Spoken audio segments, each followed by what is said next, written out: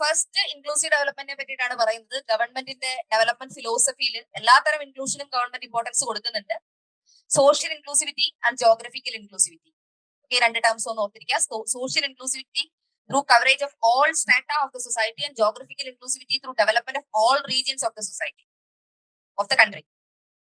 Then development programs in the ഇത് proper budget ആണ്, നമ്മൾ ഇതങ്ങ് വായിക്കുകയാണ് കേട്ടോ, അങ്ങനെ അങ്ങ് വായിക്കുകയാണ്, നിങ്ങൾ എന്റെ കൂടെ വായിച്ചു. Development programs in the last 10 years have targeted each and every household and individuals through housing for all, Har Ghar Jal, electricity for all, cooking gas for all, bank accounts and financial services for all in record time. നിങ്ങളുടെ reading അത്ര strong ആണെങ്കിൽ ഞാൻ ഈ സംഭവം വായിച്ചപ്പോൾ തന്നെ ഇതുമായിട്ട് ബന്ധപ്പെട്ട റെസ്പെക്റ്റീവ് സ്കീംസ് ഏതൊക്കെയാണെന്നുള്ളത് നിങ്ങൾക്ക് മനസ്സിൽ വന്നിട്ടുണ്ടാവും ഇതിനോടകം. Okay, housing for all, Awas Yojana, PM Awas Yojana, Har Ghar Jal, Jal Jeevan mission, അറിയാലോ, റൂറൽ അർബൻ ഫീച്ചേഴ്സ് നോക്കണം. ഇലക്ട്രിസിറ്റി ഫോർ ഓൾ, സൗഭാഗ്യ, മറ്റേ പേര് അറിഞ്ഞിടല്ലോ, അതല്ലേ സൗഭാഗ്യ നടത്തിയ Pradhan Mantri Sahaj Bijli Har Ghar Yojana, popularly known Saubhagya. Okay, cooking gas for all, okay, Ujjwala, bank accounts and financial services for all, JAM, Jan Dhan Aadhaar mobile. Okay, so ഈ last 10 ഇയേഴ്സിലെ ഗവൺമെന്റിന്റെ ഡെവലപ്മെന്റ് പ്രോഗ്രാംസിനെ ഗവൺമെന്റ് ഇങ്ങനെയാണ് ലിസ്റ്റ് ചെയ്തിട്ടുള്ളത്. ഇത്രയും അജണ്ടാസ് ഉണ്ട്, അതിനു വേണ്ടി റെസ്പെക്റ്റീവ് ആയിട്ടുള്ള കുറെ സ്കീമുകളും ഗവൺമെന്റ് കൊണ്ടുവന്നിട്ടുണ്ട്. Okay, then social justice, regarding social justice, all round, all pervasive and all inclusive development approach, working to make India a Viksit Bharat by 2047. 2047 കൂടി ഒരു ഡെവലപ്ഡ് കൺട്രി ആക്കി ഇന്ത്യയെ മാറ്റുക. വികസിത് ഭാരത് ബൈ 2047, 2047 കൂടി വികസിത് ഭാരത് ആക്കി നമ്മളെ മാറ്റുക. Okay, then social justice is an effective and necessary governance model. ഇതൊക്കെ നിങ്ങൾക്ക് GS2 യൂസ് ചെയ്യാൻ പറ്റുന്ന കാര്യങ്ങളാണ്. Okay, then government is focusing on 4 major castes, 4 major areas. അതായത് ഗവൺമെന്റിന്റെ ഡെവലപ്മെന്റ് അജണ്ടാസിൽ, ഗവൺമെന്റിന്റെ പോളിസി മേക്കിങ്ങിൽ 4 ഏരിയാസിനെയാണ് കൂടുതലായിട്ട് ഫോക്കസ് ചെയ്യുന്നത്. Poor, woman, youth, farmer. As usual Annadata. Okay, so ഗവൺമെന്റിന്റെ ഡെവലപ്മെന്റ് അജണ്ടാസിൽ ഗവൺമെന്റ് കൂടുതലായി ഫോക്കസ് ചെയ്യുന്നത് ഗരീബ്, അന്നദാത, യുവ, മഹിള എന്നത്, poor, woman, youth and farmer. Okay, ഞാൻ പറഞ്ഞല്ലോ എഴുതാനൊന്നുമില്ല, മെയിൻസിന് പോയിന്റ്സ് ആഡ് ചെയ്യുന്ന സമയത്ത് ബജറ്റിൽ ഇത് പറഞ്ഞിട്ടുണ്ട് എന്നുള്ളത് മെൻഷൻ ചെയ്ത് പോവുക എന്നുള്ളതേ ഉള്ളൂ. Okay, then Garib Kalyan, Desh Ka Kalyan. With the pursuit of Sabka Saath, in these 10 years, the government has assisted 25 crore people to get freedom from multidimensional poverty. Okay, so government is addressing the issue of multidimensional poverty in India. Multidimensional poverty എന്ന് ഇവിടെ mention ചെയ്യപ്പെടുമ്പോൾ നമുക്കത് എങ്ങനെയാണ് important ആയിട്ട് വരിക? Multidimensional poverty index previous year question ആണ്, നേരത്തെ ചോദിച്ചിട്ടുണ്ട് UPSC. Already multidimensional poverty index ചോദിച്ചിട്ടുണ്ട്. സോ ഹ്യൂമൻ ഡെവലപ്മെന്റ് എന്ന് പറയുന്ന ചാപ്റ്ററിൽ നമ്മൾ പഠിക്കുന്ന എല്ലാ ഇൻഡെക്സുകളും ജസ്റ്റ് ഒന്ന് നോക്കുക. റീസെന്റ് റിലീസ് ആരാണ് multi dimensional poverty index? UNDP, അറിയാലോ, ഇതെല്ലാം UNDP ആണ്. ഹ്യൂമൻ ഡെവലപ്മെന്റ് ഇൻഡെക്സ് ആയിക്കോട്ടെ, ജെൻഡർ ഇൻഇക്വാളിറ്റി ഇൻഡെക്സ് ആയിക്കോട്ടെ, മൾട്ടി ഡൈമെൻഷണൽ പോവർട്ടി ഇൻഡെക്സ് ആയിക്കോട്ടെ, ഇതെല്ലാം UNDP-യുടെ ഡെവലപ്മെന്റ് റിലേറ്റഡ് ആയിട്ടുള്ള എല്ലാ ഇൻഡെക്സുകളും നമ്മൾ ആ ചാപ്റ്ററിൽ പഠിക്കുന്നത് UNDP-യുടേതാണ്. അപ്പൊ മൾട്ടി ഡൈമെൻഷണൽ പോവർട്ടി അഡ്രസ് ചെയ്യാൻ വേണ്ടിയിട്ട് ഉള്ള പരിപാടികൾ ഗവൺമെന്റ് ചെയ്യുന്നുണ്ട്. Then DBT of 34 lakh crore from the government using PM Janthan accounts has led to savings of 2.7 lakh crore for the government. The savings have helped in providing more funds for Garib Kalyan. Okay, so direct benefit transfer by using the PM Janthan account. Already പറഞ്ഞല്ലോ, നമ്മുടെ jam Trinity, Jan Dhan Aadhaar mobile Trinity എന്ന് പറയുന്നത് ഗവൺമെന്റിന്റെ financial inclusion പോളിസിയെ ഭയങ്കരമായി help ചെയ്ത ഒരു intervention ആയിരുന്നു. Okay, then PM Swanidhi has provided credit assistance to 74 lakh street vendors. PM Swanidhi, ഈ വരാൻ പോകുന്ന പ്രിലിംസിന് ഏറ്റവും കൂടുതൽ ചോദ്യം വരാൻ സാധ്യതയുള്ള ഒരു സ്കീമാണ് PM Swanidhi എന്ന് പറയുന്നത്, PM Swanidhi scheme. Okay, so PM Swanidhi എന്ന് പറയുന്നത് ബേസിക് ആയിട്ടുള്ള കാര്യങ്ങൾ നിങ്ങൾക്ക് അറിയാലോ, സ്ട്രീറ്റ് വെൻഡേഴ്സിന് വേണ്ടിയിട്ട് കൊണ്ടുവന്നതാണ്, കോവിഡ് ടൈമിൽ കൊണ്ടുവന്നതാണ്. PM Swanidhiയുടെ ബെനിഫിഷ്യറീസ് ആരാണെന്ന് നോക്കുക. PM Swanidhi വഴി ലോൺ പ്രൊവൈഡ് ചെയ്യുന്ന സംവിധാനങ്ങളുണ്ട്, 3 ടയറായിട്ട് കൊടുക്കുന്ന സംവിധാനങ്ങളുണ്ട്. റീപേയ്മെന്റ് അനുസരിച്ച് അടുത്ത ടയർ കൊടുത്തുകൊണ്ടേയിരിക്കും. സോ ഓരോ ടയറിലുള്ള എമൗണ്ട് എത്രയാണെന്ന് നോക്കുക, ബാക്കി ബേസിക് ഫീച്ചേഴ്സ് നോക്കുക. Then PM Janman Yojana reaches out to the PVTG, particularly vulnerable tribal groups. PVTG, previous question. എത്ര PVTGs ഉണ്ട് ഇന്ത്യയിൽ? 75 PVTGs. UPSCയുടെ സ്റ്റേറ്റ്മെന്റ് 95 PVTGs എന്നായിരുന്നു. ഇന്ത്യയിൽ 75 PVTGs ആണ് ഉള്ളത്. Then PM Vishwakarma Yojana provides end-to-end support to artisans. ഇന്ത്യയിലെ ആർട്ടിസൻസിനെ സപ്പോർട്ട് ചെയ്യാനായിട്ട് PM Vishwakarma Yojana. Okay. So ഇതൊക്കെ റീസെന്റ് ഇന്റർവെൻഷൻസ് ആണ്. Svanidhi Janman Vishwakarma Yojana. Okay. Then welfare of Annadata. So ഫാമേഴ്സിന്റെ വെൽഫെയറിനെ പറ്റിയിട്ടാണ് നെക്സ്റ്റ് നോക്കാൻ പോകുന്നത്. About the welfare of farmers, the budget is saying that direct financial assistance is provided to 11.8 crore farmers under PM Kisan Samman Yojana. Agricultural സെക്ടറിലെ ഗവൺമെന്റിന്റെ ഏറ്റവും recent ആയിട്ടുള്ള ഇന്റർവെൻഷൻസിൽ ഒന്നാണ് PM കിസാൻ എന്ന് പറയുന്നത്. ഓക്കെ, PM കിസാന്റെ ബേസിക്സ് ഒക്കെ ഓൾറെഡി നമ്മൾ ക്ലാസ്സിലും കോമ്പാക്ട് സെഷൻസിലും ഒക്കെ ഡിസ്കസ് ചെയ്തിട്ടുള്ള കാര്യമാണ് PM കിസാൻ. സോ PM കിസാന്റെ ബേസിക് ആയിട്ടുള്ള കാര്യങ്ങൾ നോക്കാൻ ഇവിടുത്തെ അപ്ഡേറ്റ് എന്ന് പറയുന്നത് 11.8 crore ഫാമേഴ്സിന് അസിസ്റ്റൻസ് കൊടുക്കാൻ PM കിസാൻ വഴി സാധിച്ചിട്ടുണ്ട്. സോ അഗ്രികൾച്ചർ സെക്ടർ, PM കിസാന്റെ ഒബ്ജക്റ്റീവ്സ്, കമ്പോണൻസ്. മെയിൻസിന് കണ്ടിട്ടില്ലേ what are the components of this particular scheme എന്നുള്ള രീതിയിൽ തന്നെ 10 മാർക്ക് ചോദിക്കുന്നുണ്ട്. അതുകൊണ്ട് തന്നെ PM കിസാന്റെ കമ്പോണൻസ് എന്താണ്? ഒരു സ്കീം പഠിക്കുമ്പോൾ പ്രിലിംസ് പെർസ്പെക്ടീവിൽ നോക്കേണ്ടത് എന്താണെന്ന് നിങ്ങൾക്ക് അറിയാം. മെയിൻസ് പെർസ്പെക്ടീവിൽ നമ്മൾ നോക്കുമ്പോൾ ഒന്ന് അതിന്റെ ഒബ്ജക്റ്റീവ്സ് എന്തൊക്കെയാണ്. ഓക്കെ, ഒരു സ്കീം പഠിക്കുമ്പോഴും ഒരു ആക്ട് പഠിക്കുമ്പോഴും അതിന്റെ ഒബ്ജക്റ്റീവ്സ് എന്തൊക്കെയാണ്, അതിന്റെ പ്രൊവിഷൻസും ഫീച്ചേഴ്സും എന്തൊക്കെയാണ്, ബെനിഫിഷ്യറീസ് ആരൊക്കെയാണ്, പ്രോസ് എന്താണ്, കോൺസ് എന്താണ്, ഇത്രയും കാര്യങ്ങൾ നമ്മൾ ഒരു സ്കീം പഠിക്കുമ്പോൾ കവർ ചെയ്യാനായിട്ട് നോക്കണം. സോ ഒരു സ്കീം വായിക്കുമ്പോൾ കുറച്ചുകൂടി ഒരു മെയിൻസ് പെർസ്പെക്ടീവിൽ കൂടെ വായിച്ചിരിക്കുകയാണെങ്കിൽ പ്രിലിംസിനും നിങ്ങളെ അത് ഹെൽപ്പ് ചെയ്യും. Then crop insurance is given to 4 crore farmers under PM Fasal Bima Yojana. Okay. Then electronic national agriculture market has integrated 1,361 mandis and is providing service to 1.8 crore farmers with trading volume of 3 lakh crore. Okay. ഞാൻ പറഞ്ഞത് നിങ്ങൾക്ക് ആരും എഴുതിയെടുക്കാനൊന്നുമില്ല, just കേട്ടിരിക്കുക. PM കിസാനെ പറ്റി പറയുന്നുണ്ട്. Fasal Bima Yojana is providing crop insurance to this much farmers, 4 crore farmers. Then ENAM, it has integrated this much things. So ഈനാമിന്റെ basics നോക്കുക. Fasal Bima Yojana previous question ആണ്, ഈനാമും പ്രീവിയസ് ക്വസ്റ്റ്യൻ ആണ്. കിസാൻ ഇതുവരെ ചോദിച്ചിട്ടില്ല, പക്ഷെ ചോദിക്കുമെന്ന് പ്രതീക്ഷിക്കാം. Then empowerment Amrit PG the യുവ. ഓക്കെ, ദെൻ യൂത്ത് എംപവർമെന്റിന് വേണ്ടി നമ്മൾ പറഞ്ഞു വിമന് വേണ്ടി ചെയ്യുന്നുണ്ട്, യൂത്തിന് വേണ്ടി ചെയ്യുന്നുണ്ട്, ഫാമേഴ്സിന് വേണ്ടി ചെയ്യുന്നുണ്ട്. അപ്പൊ ഇതില് യൂത്തിന് വേണ്ടി എന്തൊക്കെ കാര്യങ്ങളാണ് ചെയ്യുന്നത് എന്ന് ചോദിച്ചാൽ National Education Policy 2020 is ushering in transformational reforms. So, for the യൂത്തിന് വേണ്ടിയിട്ട് എന്തൊക്കെ കാര്യങ്ങൾ ചെയ്യുന്നുണ്ടെന്ന് ചോദിച്ചാൽ first thing national education policy 2020 നിങ്ങൾ എന്തൊക്കെ കാര്യങ്ങളാണെന്ന് മാത്രം ജസ്റ്റ് ഒന്ന് നോട്ട് ചെയ്തിട്ട് കേട്ടോ, എന്തൊക്കെ കാര്യങ്ങളാണെന്ന് മാത്രം. Then PM Schools for Rising India, PM Shri, are delivering quality teaching and nurturing holistic and well-rounded individuals. Then the Skill India Mission has trained 1.4 crore youth, upskilled and reskilled 54 lakh youth and established 3,000 new ITIs. So, Skill India, യൂത്തിന് വേണ്ടി ചെയ്തിട്ടുള്ള 4 കാര്യങ്ങൾ: 1 national education policy, 2 PM Shri, 3 skill India mission. യൂത്തിന് വേണ്ടി ചെയ്തിട്ടുള്ള skill India mission. Then PM Mudra Yojana, a sanctioned 43 crore loans aggregating to 22.5 lakh crore for entrepreneurial aspirations of our youth.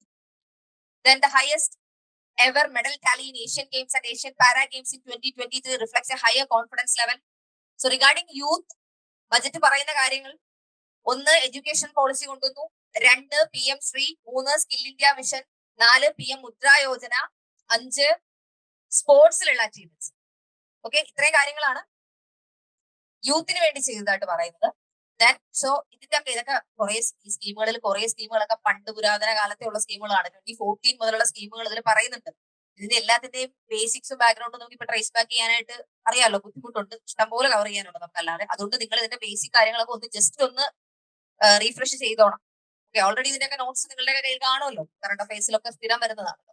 About women, 30 crore Mudra Yojana loans have been given to women entrepreneurs. So women oriented ആയിട്ട് ഒരുപാട് കാര്യങ്ങൾ government ചെയ്യുന്നുണ്ട്.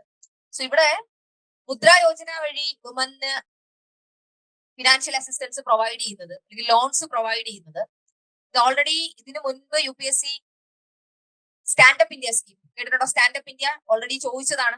Okay, വുമന്റെ financial needs fulfil ചെയ്യാൻ വേണ്ടി government ചെയ്യുന്ന കാര്യങ്ങൾ ഇതിനു മുൻപും PYQ നമ്മൾ കണ്ടിട്ടുള്ളതാണ്. സോ ഇവിടെ Mudra Yojana, female enrolment in higher education has gone up by 28% in 10 years. This point is important. Okay, so also നമുക്കറിയാം ഗ്രോസ് എൻറോൾമെന്റ് റേഷ്യോ ഇംപ്രൂവ് ചെയ്യാൻ വേണ്ടിയിട്ടുള്ള ശ്രമങ്ങൾ ഗവൺമെന്റ് നടത്തുന്നുണ്ട്. Gross enrolment ratio national education policy പഠിക്കുന്ന സമയത്ത് നമ്മൾ ഏറ്റവും അധികം ഡിസ്കസ് ചെയ്യുന്ന ഒരു കൺസെപ്റ്റ് ആണ് ഗ്രോസ് എൻറോൾമെന്റ് റേഷ്യോ എന്ന് പറയുന്നത്. ഇന്ത്യയുടെ ഗ്രോസ് എൻറോൾമെന്റ് റേഷ്യോ പൊതുവിൽ കുറവായിരുന്നു. അത് ഇംപ്രൂവ് ചെയ്യാനുള്ള ശ്രമങ്ങളാണ് NEP പോലെയുള്ള മെഷേഴ്സ് വഴി നമ്മൾ കാണുന്നത്. GS2 നിങ്ങൾ ഡിസ്കസ് ചെയ്യുന്ന ഒരു കൺസെപ്റ്റ് ആണ് NEP, നാഷണൽ എഡ്യൂക്കേഷൻ പോളിസി എന്ന് പറയുന്നത്. ദെൻ അതിൽ തന്നെ female enrolment in higher education increase ചെയ്യുകയാണ്. Then in STEM courses, girls and women constitute 43% of enrollment, one of the highest in the world. Okay, so science and tech, engineering, mathematics പോലെയുള്ള ഏരിയാസിൽ women enrolment ഇവിടെ കൂടുതലാണ്, women participation ഇവിടെ കൂടുതലാണ്. നമുക്ക് ഈ പോയിന്റുകളൊക്കെ ഇന്നലെ നമ്മൾ ഡിസ്കസ് ചെയ്ത ഫീമെയിൽ ലേബർ ഫോഴ്സ് പാർട്ടിസിപ്പേഷനുമായിട്ട് ബന്ധപ്പെട്ട്, അല്ലെങ്കിൽ ഇന്ത്യയിൽ female labour force participation rate കൂട്ടാൻ വേണ്ടി എന്തൊക്കെ കാര്യങ്ങൾ ഗവൺമെന്റ് ചെയ്യുന്നുണ്ട് എന്നുള്ള ഒരു പോയിന്റ് നിങ്ങൾക്ക് പ്ലേസ് ചെയ്യേണ്ടി വരുന്നിടത്ത് ഇതൊക്കെ നിങ്ങൾക്ക് എഴുതാം. Interim budget rightly states STEM കോഴ്സസിൽ വിമൻ പാർട്ടിസിപ്പേഷൻ കൂടുന്നുണ്ട് എന്നുള്ളത്. ഓക്കെ, ദെൻ നമ്മൾ സാധാരണ പഠിക്കുന്ന GDP അല്ലാതെ മറ്റൊരു GDP പറ്റി കൂടി ഇവിടെ പറയുന്നുണ്ട്. ആ GDP എന്ന് പറയുന്നത് exemplary track record of governance, development and performance. അതായത് ഇന്ത്യക്ക് ഗവേണൻസിന്റെ കാര്യത്തിൽ, ഡെവലപ്മെന്റിന്റെ കാര്യത്തിൽ, പെർഫോമൻസിന്റെ കാര്യത്തിൽ ഭയങ്കരമായിട്ട് ഹെയിൽ ചെയ്യാവുന്ന ഒരു ട്രാക്ക് റെക്കോർഡ് ഉണ്ട്.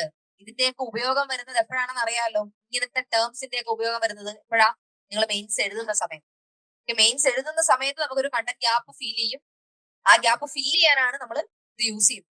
Okay, then economic management. The multi-pronged economic management over the past 10 years has complemented people-centric inclusive development. People-centric inclusive development. Following some of the major elements. All forms of infrastructure, physical, digital or social, are being built in record time. So government policy making il ഇത്രയും വർഷമായിട്ട് government ചെയ്തെടുത്ത ചില കാര്യങ്ങളാണ് വളരെ ക്രിസ്പായിട്ട് പറഞ്ഞു വെക്കുന്നത്. ഒന്ന്, എല്ലാത്തരം ഇൻഫ്രാസ്ട്രക്ചറും റെക്കോർഡ് ടൈമിൽ ബിൽഡ് ചെയ്യാനുള്ള ഒരു ശ്രമം ഗവൺമെന്റ് ഭാഗത്തു നിന്ന് ഉണ്ടായിട്ടുണ്ട്. അത് ഫിസിക്കൽ ആവാം, ഡിജിറ്റൽ ആവാം, സോഷ്യൽ ആവാം, എല്ലാത്തരം ഇൻഫ്രാസ്ട്രക്ചറിനും ഇമ്പോർട്ടൻസ് കൊടുക്കുന്നു. All parts of the country are becoming active participants in economic growth. Digital public infrastructure, previous question. Digital public infrastructure, a new factor of production in the 21st century, is instrumental in formalization of the economy. GST has enabled one nation, one market, one tax. Tax reforms are led to deepening and widening of tax base. Strengthening of the financial sector has helped in making savings, credit and investments more efficient. ഇതൊക്കെ ഞാൻ explain ചെയ്യേണ്ട കാര്യമുണ്ടോ? വായിച്ചാൽ നിങ്ങൾക്ക് മനസ്സിലാവുന്നില്ലേ? Okay. GIFT IFSC and the Unified Regulatory Authority IFSCA are creating a robust gateway for global capital and financial services for the economy. International Financial Service Center, IFSC. കേട്ടിട്ടുണ്ടല്ലോ. IFSCയിൽ വന്നിട്ടുള്ള update എന്ന് പറയുന്നത് IFSCA ആണ്. IFSC authority, regulatory ബോഡിയാണ്. So IFSCയുടെ structure നോക്കുക, അതിനകത്ത് എത്ര മെമ്പേഴ്സ് ഉണ്ട്, അവരുടെ ഫങ്ഷൻസ് എന്തൊക്കെയാണ് എന്നൊക്കെ ഉള്ളത് നോക്കുക. റീസെന്റ് ആയിട്ട് വന്നിട്ടുള്ള, അതായത് ഒരു 2014 ശേഷം റിപ്പോർട്ട് ചെയ്യപ്പെട്ടിട്ടുള്ള അല്ലെങ്കിൽ ഗവൺമെന്റ് കൊണ്ടുവന്നിട്ടുള്ള ഇമ്പോർട്ടന്റ് ആയിട്ടുള്ള റെഗുലേറ്ററി ബോഡീസ് ഏതെങ്കിലും ഉണ്ടെങ്കിൽ അതിൽ നിന്ന് ചോദ്യം വരാനുള്ള സാധ്യതയുണ്ട് പൊതുവിൽ. അതിപ്പോ എക്സാമ്പിൾ IFSCA റീസെന്റ് ആണ്. അതേപോലുള്ള വേറൊരു ബോഡി പറ, IBBI, insolvency and bankruptcy board of India, post 2014 ആണ്. അതുപോലെ വേറെ പറയാൻ പറ്റുന്ന നമ്മുടെ സബ്ജക്റ്റിൽ ഡിസ്കഷനിൽ നിൽക്കുന്ന body NFRA, national financial reporting authority, NFRA. ഇന്നലെ നമ്മൾ ഡിസ്കസ് ചെയ്തത് NFRA അല്ലാതെ NFIR ആണ്, ഫിനാൻഷ്യൽ ഇൻഫർമേഷൻ രജിസ്ട്രി ആണ് ഇന്നലെ ഡിസ്കസ് ചെയ്തത്. അത് നമ്മൾ information asymmetry NPA issue address ചെയ്യാൻ വേണ്ടി കൊണ്ടുവന്നു എന്ന് പറഞ്ഞിട്ടാണ് പറഞ്ഞത്. ഇത് NFRA. ഓക്കെ, അപ്പൊ ഈ 3 ബോഡീസും അതിന്റെ സ്ട്രക്ചർ എങ്ങനെയാണ്, അതിലെ മെമ്പേഴ്സ് എങ്ങനെയാണ് എന്നൊക്കെ ഉള്ളത് നോക്കുക കേട്ടോ. Then proactive inflation management has helped keep inflation within the policy band. Then global context, globalization is being redefined with reshoring and friendshoring, disruption and fragmentation of supply chains, and competition for critical minerals and technologies. The global economy was going through high inflation, high interest rates, low growth, very high public debt, low trade growth and climate challenges. The recently announced India Middle East Europe economic corridor is a strategic and economic game changer for India and others. Then in the words of Honorable Prime Minister, the corridor The India, Middle East, Europe economic corridor will become the basis of world trade for hundreds of years to come, and history will remember that this corridor was initiated on Indian soil. Okay, so question വരാനുള്ള chance വളരെ കൂടുതലാണ് പ്രിലിംസിനും. ഈ കൊറിഡോറിന്റെ basic ആയിട്ടുള്ള കാര്യങ്ങൾ നോക്കുക. Okay, ഒരു കാര്യം മനസ്സിലായോ? ബഡ്ജറ്റ് കുറച്ചുകൂടി ഈസി ആയിട്ട് മനസ്സിലാവും വായിക്കുമ്പോൾ തന്നെ നിങ്ങൾക്ക് തന്നെ മനസ്സിലാവുന്ന കാര്യമാണ്. അസമയം സർവേ അങ്ങനെയല്ല, അസോസിയേറ്റഡ് ഡോക്യുമെന്റ്സും അങ്ങനെയല്ല. ഒറ്റയ്ക്ക് വായിച്ചാൽ അത്ര പെട്ടെന്ന് മനസ്സിലാവില്ല. അതിൽ കുറച്ചുകൂടി അനലൈസ് ചെയ്താലേ മനസ്സിലാവും. Okay, vision four Viksit Bharat. So vision ഈ നമ്മള് ഈ പണ്ടൊരു പരിപാടി ഉണ്ടായിരുന്നല്ലോ, നമ്മൾ എന്ത് അഗ്രികൾച്ചറുമായിട്ട് ബന്ധപ്പെട്ട് എന്ത് ചോദിച്ചാലും നമ്മൾ എന്ത് സാധനം എഴുതുമായിരുന്നു? ഡബിളിംഗ് ഫാമേഴ്സ് ഇൻകം ബൈ 2022 അല്ലേ?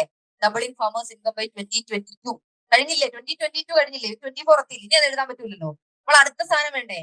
Okay, so Viksit Bharat by 2047. Okay, so our vision for Viksit Bharat is that of prosperous Bharat in harmony with nature, with modern infrastructure and providing opportunities for all citizens and all regions to reach their potential. Okay, നിങ്ങൾക്ക് ഇതിപ്പോ നിങ്ങൾ ഇത് ഞങ്ങൾ എഴുതുമല്ലോ, ഇതിനെക്കാട്ട് നന്നായിട്ട് തോന്നില്ലേ? നിങ്ങൾ സ്വന്തമായിട്ട് gas വെക്കുന്നതും ബജറ്റിൽ നിന്ന് എടുത്തെഴുതുന്ന തമ്മിൽ നല്ല വ്യത്യാസമുണ്ട് കേട്ടോ. അക്കോർഡിംഗ് ടു ബജറ്റ്, ഇത്രയും ബജറ്റ് എന്നൊക്കെ പറഞ്ഞത് എഴുതുവാണെങ്കിൽ കുറച്ചുകൂടി നന്നായി. ഇതൊന്നും എഴുതണ്ട എന്നാലും.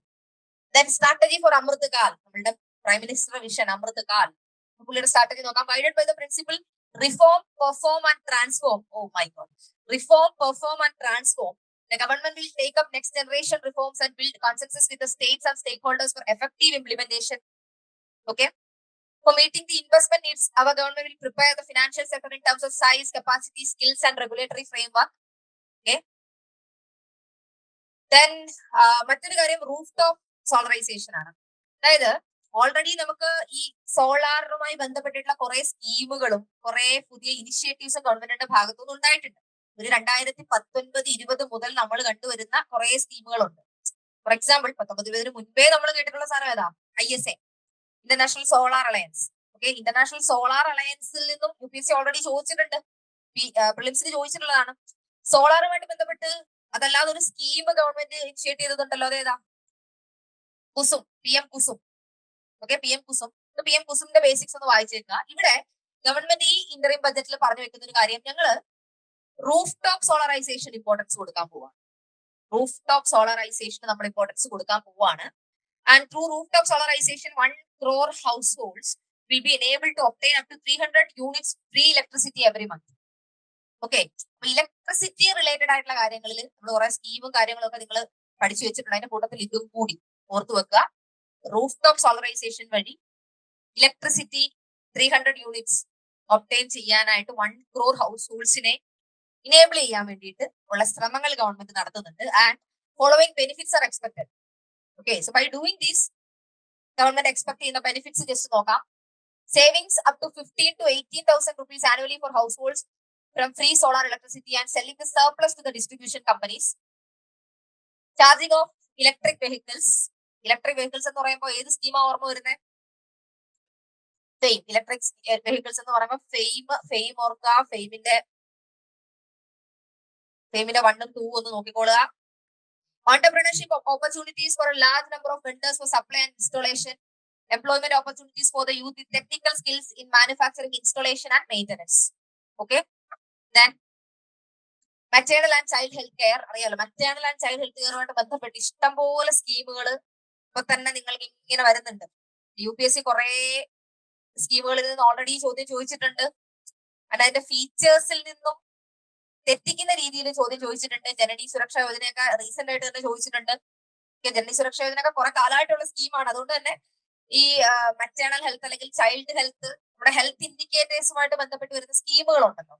ഇപ്പോ ജനനി സുരക്ഷാ യോജന, സുരക്ഷിത മാതൃത്വ അഭയാൻ, മാതൃവന്ദന യോജന, അങ്ങനെയുള്ള പോഷൻ, അങ്ങനെയുള്ള സ്കീമുകളുടെ ബേസിക് ആയിട്ടുള്ള കാര്യങ്ങളൊക്കെ ജസ്റ്റ് ഒന്ന് നോക്കി വെച്ചേക്കാം. Okay, then upgradation of this Anganwadi centers under Saksham Anganwadi and Portion 2.0 will be expedited for improved nutrition, delivery, early childhood care and development. The newly designed UWIN platform for managing immunization and intensified efforts of Mission Indradhanush. ഇത് health സെക്ടറിലെ Indradhanush ആണ് ഇവിടെ പറഞ്ഞേക്കുന്നത്. നമുക്കൊരു ഇന്ദ്രധനുഷ് ഉണ്ട്. നമുക്കെന്ന് പറഞ്ഞാൽ അറിയാലോ, banking സെക്ടറിൽ ഒരു ഇന്ദ്രധനുഷ് ഉണ്ട്. ബാങ്കിങ് സെക്ടറിൽ ഇന്ദ്രധനുഷ് ഉണ്ട്. ആ മിഷൻ ഇന്ദ്രധനുഷിനകത്ത് 7 കമ്പോണന്റുകൾ ഉണ്ട്. അതിൽ ഒരെണ്ണമാണ് BBB, ബാങ്കോട്ട് ബ്യൂറോ. മാറി എങ്കിലും BBB. ആ മിഷൻ ഇന്ദ്രധനുഷും കൂടെ നോക്കിക്കോണം. ഹെൽത്ത് സെക്ടറിൽ ഒരു ഇന്ദ്രധനുഷുണ്ട്, ബാങ്കിങ് സെക്ടറിൽ ഒരു ഇന്ദ്രധനുഷ്. ഓക്കെ, സോ യുവിനെ പറ്റി പറയുന്നുണ്ട്, മെറ്റേണൽ ആൻഡ് ചൈൽഡ് ഹെൽത്ത് കെയറിന് വേണ്ടിയിട്ട്. Then agriculture and food processing. Pradhanmantri Kisan Sampada Yojana has benefited 38 lakh farmers and generated 10 lakh employment. So ഒരു പെർട്ടിക്കുലർ സ്കീം വന്നിട്ട് അതിന്റെ ബെനിഫിറ്റ്സ് ഒക്കെ ചോദിക്കുമ്പോൾ അത് ഒബ്വിയസ്ലി എംപ്ലോയ്മെന്റ് ജനറേഷൻ അല്ലെങ്കിൽ ആ ഫാമേഴ്സിന് എങ്ങനെ, അതായത് അഗ്രികൾച്ചർ റിലേറ്റഡ് ആണെങ്കിൽ എംപ്ലോയ്മെന്റ് ജനറേഷൻ കൊണ്ടുവരുന്നുണ്ടോ, ഫാമേഴ്സിന് ബെനിഫിറ്റ് ഉണ്ടാവുന്നുണ്ടോ. സോ ഇത് ഈ ഡേറ്റ നിങ്ങൾക്ക് അവിടെ കാണിക്കാം. ഈ കിസാൻ സമ്പദ യോജന 38 lakh ഫാമേഴ്സിന് ഹെൽപ്പ് ചെയ്തിട്ടുണ്ട് ആൻഡ് 10 lakh എംപ്ലോയ്മെന്റ് ജനറേഷന് സഹായിച്ചിട്ടുണ്ട്. ദെൻ ഈ സ്കീം റീസെന്റ് ഡിസ്കഷൻ ഉള്ള സ്കീമാണ് FME. പ്രധാനമന്ത്രി formalisation of micro food processing enterprises Yojana. Food processing industry എല്ലാ വർഷവും GS3 ഒരു ചോദ്യം ഉള്ളതാണ്. 10 മാർക്കിനാണോ 15 മാർക്കിനാണോ എന്ന കാര്യത്തിൽ മാത്രമേ സംശയമുള്ളൂ. ക്വസ്റ്റ്യൻ ഉണ്ടെന്നുള്ളത് ഉറപ്പാണ്. ഒരു പെർട്ടിക്കുലർ സ്കീം തന്നിട്ട് ആ സ്കീമിന്റെ ഫീച്ചേഴ്സോ അതിന്റെ കമ്പോണൻസോ ഒക്കെ ചോദിക്കാറുണ്ട്. അത്തരത്തിൽ ചോദിക്കാൻ അഗ്രികൾച്ചർ സെക്ടറിൽ നിന്നും സാധ്യതയുള്ള സ്കീമാണ് FME എന്ന് പറയുന്നത്. So this particular scheme has assisted 2.4 lakh self-help groups and 60,000 individuals with credit linkages. So PMFME യുടെ ഫീച്ചേഴ്സ് വായിക്കുക. ഓക്കെ, ഈ എല്ലാ സ്കീമുകളുടെയും ഫീച്ചേഴ്സ് ക്ലാസ്സിൽ ഡിസ്കസ് ചെയ്യാന്ന് പറഞ്ഞാൽ ഒന്ന് ആലോചിച്ച് നോക്കും. ഭയങ്കര ഒരു ഹെർക്കുലിയൻ ടാസ്ക് ആണ്, നടക്കില്ല. അപ്പൊ അതുകൊണ്ട് ബേസിക് ആയിട്ടുള്ള, പിന്നെ പറഞ്ഞതുപോലെ ഇതിന്റെ അപ്ഡേറ്റ്സ് ആണ് ഈ തന്നുകൊണ്ടിരിക്കുന്നത്. ഓൾറെഡി ഈ സ്കീമുകൾ നിങ്ങൾ പഠിച്ചിട്ടുള്ളതോ കറണ്ട് അഫയേഴ്സിൽ കണ്ടിട്ടുള്ളതോ ഒക്കെ ആയിട്ടുള്ള സ്കീമുകൾ തന്നെയാണ്. Then dairy development. Dairy development അറിയാലോ. ഡയറി ഡെവലപ്മെന്റ് കുറെ കാലമായിട്ട് ഡയറി ഡെവലപ്മെന്റ് നമ്മൾ കേട്ടിട്ടുണ്ട്. 2014 മുതൽ നമ്മൾ ഡയറി ഡെവലപ്മെന്റ് ശരിക്കും കേൾക്കുന്നുണ്ട്. ബിക്കോസ് ഞാൻ ഉദ്ദേശിച്ച് പറഞ്ഞല്ല, national Gokul mission. National Gokul mission Shabari ചിരിക്കരുത്. Okay, dairy development, a comprehensive program for supporting dairy farmers will be formulated. India is the world's largest milk producer. The program will be built on the success of existing. The comprehensive program will be built on the success of existing schemes such as Rashtriya Gokul Mission, National Livestock Mission, Infrastructure Development Fund for Dairy Processing and Animal Husbandry. Also, livestock census on the refer ചെയ്യുക. Livestock census. Livestock census. Okay. So dairy development വേണ്ടി ഇത്രയും കാര്യങ്ങൾ. Then മത്സ്യ സമ്പദ, കിസാൻ സമ്പദ പോലെ മത്സ്യ സമ്പദ. മത്സ്യ സമ്പദ എന്ന് പറയുന്നത് എന്തിനു വേണ്ടിയിട്ടാണ്? ഫിഷറി സെക്ടറിന്റെ ഡെവലപ്മെന്റിന് വേണ്ടി കൊണ്ടുവന്ന സ്കീമാണ് മത്സ്യ സമ്പദ യോജന എന്ന് പറയുന്നത്. And implementation of the scheme will be stepped up to enhance aquaculture productivity from existing 3 to 5 tons per hectare, double exports to 1 lakh crore and generate 55 lakh employment opportunities in near future. മനസ്സിലായല്ലോ? ഈ background ഒക്കെ വരയ്ക്കുന്ന ആൾക്കാർക്ക് പറ്റിയ പറ്റിയ ഡേറ്റയാണിത്. 15 marker ആണെങ്കിൽ answer എഴുതുമ്പോൾ ഒരു ബാക്ക്ഗ്രൗണ്ട് വരയ്ക്കണം എന്നുള്ള ആൾക്കാർക്ക് ഇത് യൂസ് ചെയ്യാൻ പറ്റും. ഓക്കെ, ആൻസർ എഴുതുന്നവർക്ക് മനസ്സിലായിട്ടുണ്ടാവും ഞാൻ പറഞ്ഞത് എന്താണ്. ദെൻ ലഖ്പതി ദീദി സ്കീം കേട്ടിട്ടുണ്ടല്ലോ. മിനിസ്ട്രി ഏതാ? ഡബ് ചെയ്തിട്ട് കേൾക്കാൻ പറ്റുന്നില്ല, ഉറക്കെ പറ. എറി കൊള്ളോ നോക്കട്ടെ. ദീദി അല്ലേ? അപ്പൊ അങ്ങനെ തോന്നിയില്ലേ നിനക്ക്? തോറ്റടാ, തോറ്റ്. റൂറൽ ഡെവലപ്മെന്റ്, വെറ്ററൻസ് പറ്റിക്കാൻ നോക്കിക്കൊണ്ടിരിക്കുകയാണ്. റൂറൽ ഡെവലപ്മെന്റ് കേട്ടിട്ടില്ലേ? ലഖ്പതി ദീദി റീസെന്റ് വന്നതാണെന്ന് പറയുമ്പോ ഏത് ഇയറാ? ഓ വാവ് വാവ് 2021. 2021 വന്നതാണ്. മിനിസ്റ്റർ ഓഫ് റൂറൽ ഡെവലപ്മെന്റ് കൊണ്ടുവന്ന സ്കീമാണ് ലഖ്പതി ദീദി സ്കീം. അതായത് ഇന്ത്യയിലെ റൂറൽ ഏരിയയിലെ സെൽഫ് ഹെൽപ്പ് ഗ്രൂപ്പുകളിൽ വർക്ക് ചെയ്യുന്ന സ്ത്രീകൾക്ക് annually 1 lakh rupees income generate ചെയ്യുക എന്നുള്ളതാണ് ഈ സ്കീമിന്റെ ഉദ്ദേശം എന്ന് പറയുന്നത്. സെൽഫ് ഹെൽപ്പ് ഗ്രൂപ്പ് അറിയാലോ, കഴിഞ്ഞ വർഷത്തെ ക്ലിപ്സിൽ ചോദിച്ചാണ് SHG. Okay, so Lakhpati Didi scheme and updations decided to enhance the target for Lakhpati Didi from 2 crore to 3 crore.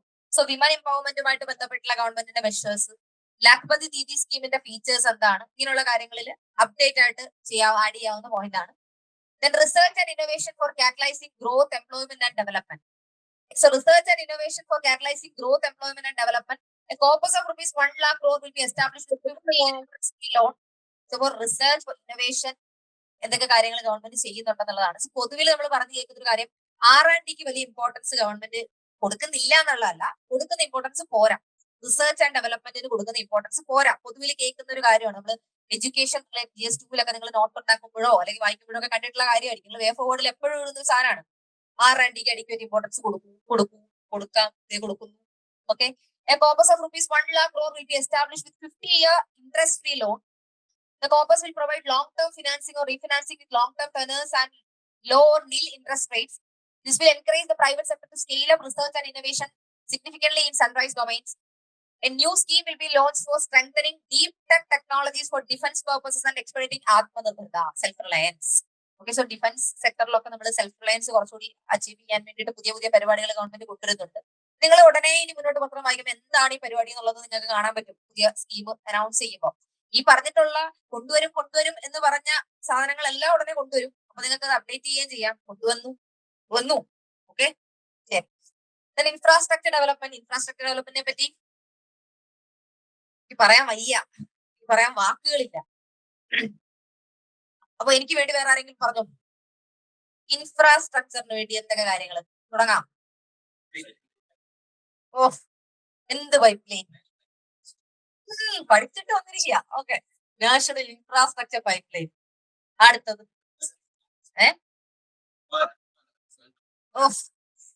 Bharat മാല, സാഗർമാല. നിങ്ങൾ രണ്ടൊന്ന് ഉണ്ടായിരിക്കാൻ പറ്റും. ഞാൻ ബാക്കിയുള്ളവരുടെ കൂടെ ഉൾപ്പെടുത്തിക്കോട്ടെ. ഇൻക്ലൂഷൻ ആണോ ഉദ്ദേശിക്കുന്നത്? പറ. ഗതിശക്തി. ഇനി അത് തന്നെ ലോജിസ്റ്റിക് പോളിസി.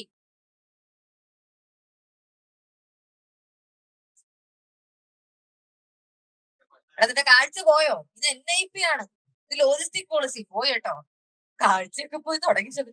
ഇനി ആർക്കെങ്കിലും എന്തെങ്കിലും പറയാനുണ്ടോ? ആ ഒരു എക്സ്ക്ലൂസീവ് പോയിന്റ് ചെയ്ത് ഇൻഫ്രാസ്ട്രക്ചർ. അത് തന്നെ അസറ്റ് മോണിറ്റൈസേഷൻ പൈപ്പ് ലൈൻ. ഇൻഫ്രാസ്ട്രക്ചറുമായിട്ട് ബന്ധപ്പെട്ട് എന്തൊക്കെയാണെന്ന് ചോദിച്ചപ്പോ നമുക്കറിയാമോ? കാർഗടവുന്ന് പോണത്ത് തുറക്കുന്നു. അത് തന്നെയല്ലേ, ഇങ്ങനെ എഴുതുക, നിരത്തി എഴുതുക. Infrastructure pipeline, Gati Shakti Yojana, then logistic policy, then asset monetisation pipeline. ഇങ്ങനെ 3-4 ഗവൺമെന്റ് കൊണ്ടുവരുന്നുണ്ട്. ഇതൊക്കെ ഇൻഫ്രാസ്ട്രക്ചറൽ സെക്ടറിന് ഗവൺമെന്റ് കൊടുക്കുന്ന ഇമ്പോർട്ടൻസ് ആണ് കാണിക്കുന്നത്, അല്ലേ? അപ്പൊ നിങ്ങൾ ആലോചിച്ച് നോക്കിയേ, ഇൻഫ്രാസ്ട്രക്ചറൽ സെക്ടറിന് ഗവൺമെന്റ് ഇമ്പോർട്ടൻസ് കൊടുക്കുമ്പോ നമുക്ക് എന്തും പറയാം. പക്ഷെ എന്ത് പറയണമെന്ന് അറിയില്ല. ഞാൻ പറയാം. എന്താ പറയണേ? ക്യാപിറ്റൽ എക്സ്പെൻഡിച്ചർ ഗവൺമെന്റ് കുറച്ചുകൂടി ഇമ്പോർട്ടൻസ് കൊടുക്കുന്നുണ്ടെന്നല്ലേ അതിന്റെ അർത്ഥം. ക്യാപെക്സിന് ഇമ്പോർട്ടൻസ് കൊടുക്കുന്നുണ്ടെന്നല്ലേ അർത്ഥം, അല്ലേ? So building on the massive tripling of the capital expenditure outlay in the past 4 years, resulting in huge multiplier impact on economic growth and employment creation, the outlay for the next year is being increased by 11.1% to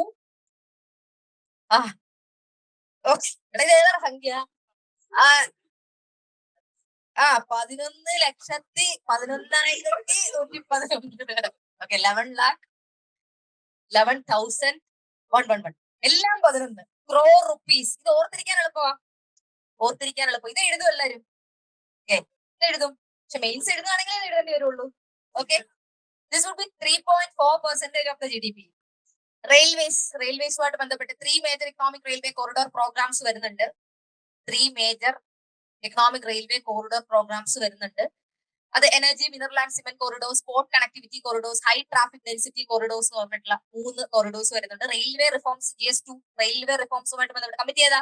Vivek Debroy committee, railway reforms. അപ്പൊ റെയിൽവേയുമായി ബന്ധപ്പെട്ടുള്ള ഏറ്റവും recent update എന്ന് പറയുന്നത് 3 corridors government കൊണ്ടുവരാൻ പോകുന്നുണ്ട്. കഴിഞ്ഞ വർഷം, അതിന്റെ മുന്നത്തെ വർഷമൊക്കെ നമ്മൾ കണ്ടത് പ്രൈവറ്റൈസേഷൻ, ഡിസ്ഇൻവെസ്റ്റ്മെന്റ് ആണ് റെയിൽവേയുമായിട്ട് ബന്ധപ്പെട്ടത്. ഇപ്പോഴത്തെ അപ്ഡേറ്റ് ഇതാണ്.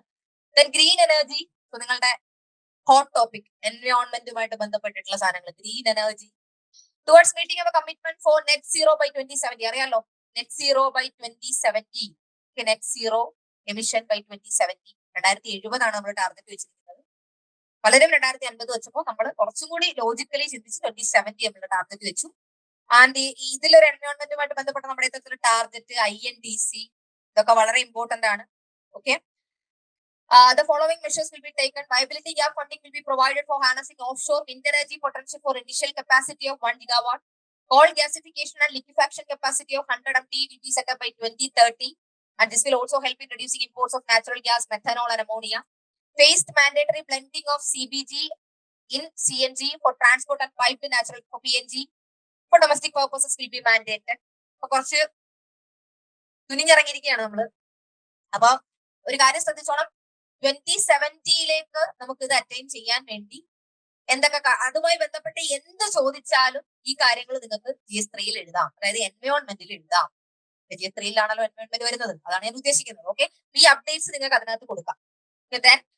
Financial assistance be provided for procurement of biogas aggregation machinery to support collection. So നിങ്ങൾ എൻവയോൺമെന്റ് വായിച്ചുകൊണ്ടിരിക്കുന്ന ആൾക്കാർ ഇതൊക്കെ എന്താണെന്നുള്ളതൊന്ന് ഈ കോൾ ഗ്യാസിഫിക്കേഷൻ, കോൾ ലിക്വിഫാക്ഷൻ, ഇതിന്റെ ഒരു ബേസിക് നോട്ട് നിങ്ങളുടെ കയ്യിൽ കാണുമല്ലോ.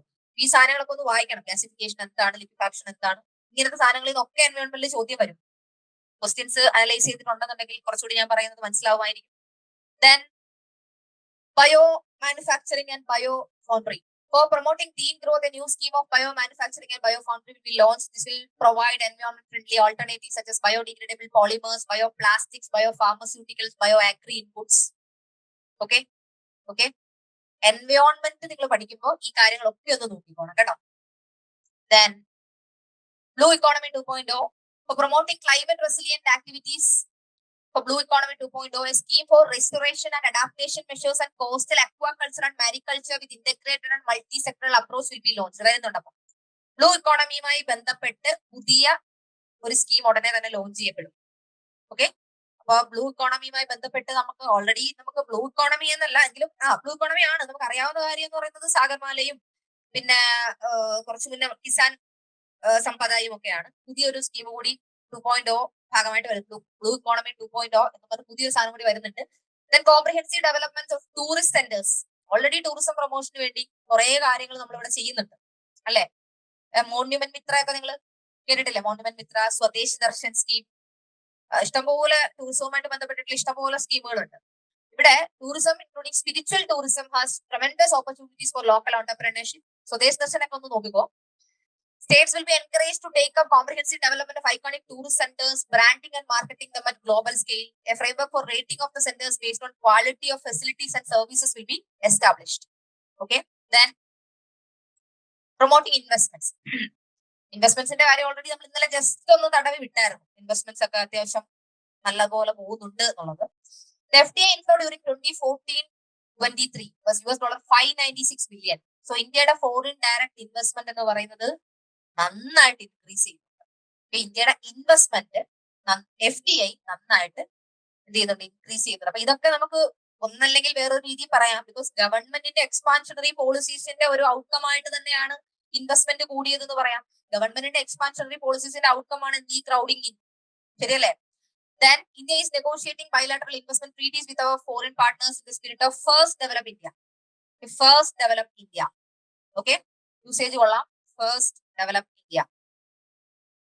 Then societal changes. The government will form a high-powered committee for an extensive consideration of the challenges arising from fast population growth and demographic changes, and thereby addressing the challenges comprehensively in relation to the goal of Viksit Bharat. So, regarding demography, GS1 നിങ്ങൾക്ക് ചെയ്യാവുന്ന ഒരു കാര്യമാണ്. Regarding ഡെമോഗ്രഫിയുമായി ബന്ധപ്പെട്ടിട്ടുള്ള പല challenges ഉണ്ട്. Population ഗ്രോത്തുമായിട്ട് ബന്ധപ്പെട്ട കുറെ challenges ഉണ്ട്. ഇങ്ങനെയുള്ള കാര്യങ്ങൾ അഡ്രസ് ചെയ്യാൻ വേണ്ടി പോപ്പുലേഷനുമായിട്ട് ബന്ധപ്പെട്ട് നമുക്ക് പൊതുവിൽ വലിയ രീതിയിലുള്ള ഒരു ലീഗൽ ഫ്രെയിംവർക്ക് ഒന്നും നമ്മളെ സംബന്ധിച്ചിടത്തോളം ഇല്ല. നാഷണൽ പോപ്പുലേഷൻ പോളിസി 2000 വന്നത്.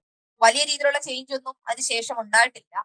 അതുകൊണ്ട് തന്നെ അതുമായിട്ട് ബന്ധപ്പെട്ടിട്ടുള്ള ഒരു അപ്ഡേഷൻ അത്യാവശ്യമാണ്. അതുകൊണ്ട് തന്നെ ഒരു ഹൈ പവേർഡ് കമ്മിറ്റിയെ കൊണ്ടുവന്ന് നമ്മുടെ പോപ്പുലേഷൻ ഗ്രോത്തുമായി ബന്ധപ്പെട്ട ചലഞ്ചസ് അല്ലെങ്കിൽ ഡെമോഗ്രഫിക് ചലഞ്ചസ് ഒക്കെ ചേഞ്ചസ് ഒക്കെ അഡ്രസ് ചെയ്യാൻ വേണ്ടിയിട്ട്, അതായത് ഈ പറയുന്ന 2047 ഒരു ഡെവലപ്ഡ് ഇന്ത്യയായി മാറാൻ വേണ്ടിയിട്ടുള്ള ശ്രമങ്ങൾക്ക് ഇതൊന്നും തടസ്സമാവരുത്. അപ്പൊ അതിനെപ്പറ്റി അഡ്രസ് ചെയ്യാൻ, അത് പഠിക്കാൻ വേണ്ടിയിട്ട് ഒരു പുതിയ ഹൈ പവേർഡ് കമ്മിറ്റിയെ ഗവൺമെന്റ് അപ്പോയിന്റ്. ഓക്കെ,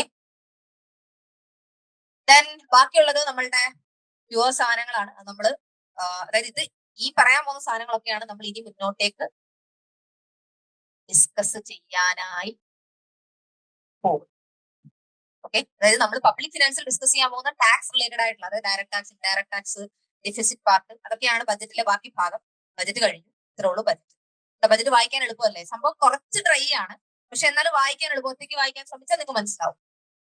ഓക്കെ, കാര്യം ഇത് ഫിനാൻസ് മിനിസ്റ്റർ പ്രസന്റ് ചെയ്യുന്ന സാധനമല്ലേ, അപ്പൊ കുറച്ച് പാർലമെന്റിലല്ലേ പ്രസന്റ് ചെയ്യുന്നത്. മാനുഷിക പരിഗണന കൊടുത്തവർക്ക് മനസ്സിലാവുന്ന രീതിയിൽ പ്രസന്റ് ചെയ്യും. സർവേ അങ്ങനെ ഉണ്ട്. ഓക്കെ, സ്റ്റാർട്ട് ചെയ്യാം നമുക്ക്. ഓക്കെ, സോ നമ്മള് ബജറ്റിൽ പറഞ്ഞിട്ടുള്ള, നിങ്ങൾ ബജറ്റ് വായിച്ചു കഴിഞ്ഞു.